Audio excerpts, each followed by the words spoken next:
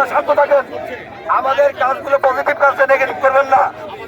আমাদের এখান থেকে 5 সদস্য বিশিষ্ট টিম, আমরা যদিও 8 জনের তালিকা দিয়েছি, এই যে আমরা 8 জন শিক্ষক প্রতিনিধি আমরা যমুনাতে যাব।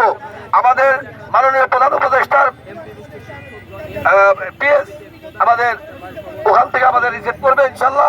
এখান থেকে পুলিশ প্রশাসনকে বলেছে যে আপনারা নিয়ে আসেন, আমরা 8 জন লোক ওখানে যাবো। আপনারা দয়া করে শান্তিপূর্ণভাবে এখান থেকে প্রেস ক্লাবের সামনে যায় অবস্থান কর্মসূচি পালন করবো। আমাদের একটাই দাবি, আমরা এমপিও না নিয়ে আমরা ঘরে ফিরে যাব না। আপনারা কেউ বিভ্রান্ত হবেন না, আপনারা কেউ বিভ্রান্ত হবেন না, কোনো উস্কানিমূলক স্লোগান দিবেন না।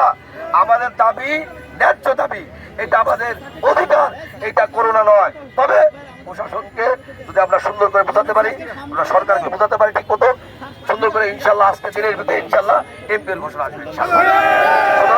আপনারা কেউ উস্কানিমূলক স্লোগান না দিয়ে